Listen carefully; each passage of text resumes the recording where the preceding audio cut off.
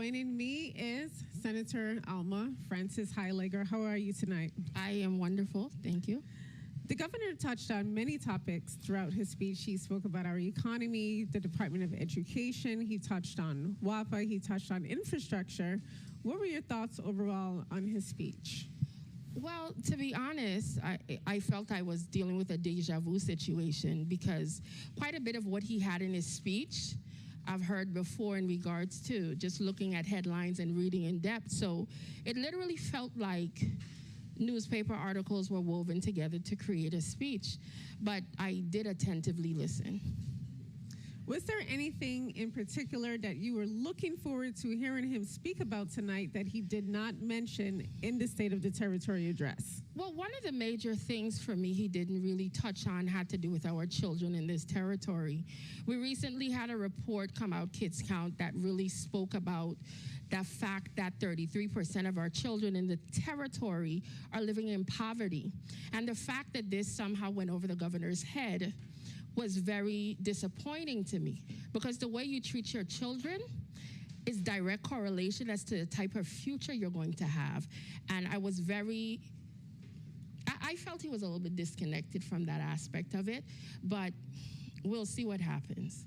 Speaking of the children of our territory, he did mention that the Department of Education is making significant strides towards improving the public education system. He mentioned that the dropout rates has decreased and the graduation rates has increased.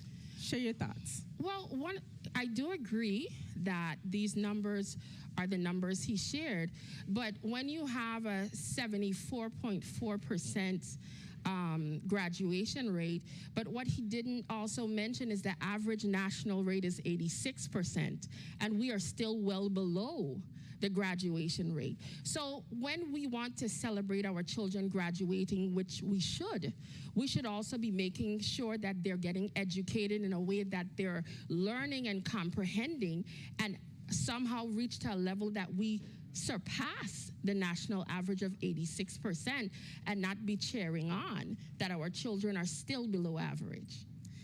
Well, you seem to be really passionate about this subject. So how do we mitigate this issue? What recommendations do you have?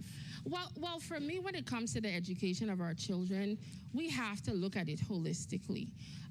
The Department of Education, we spend quite a bit of funds to make sure that department runs. But let's be real, the majority of the funding goes to the hierarchy.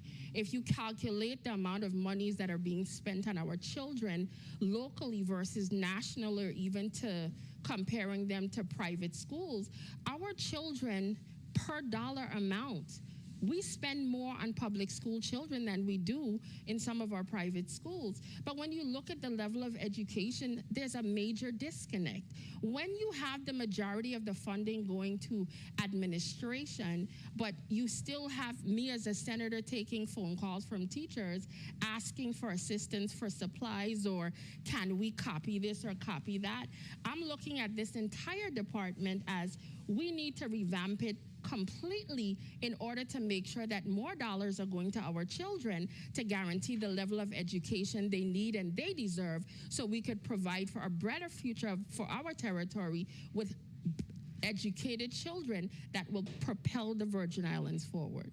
Thank you, Senator, for this interview. Alwyn? Thank you, Africa.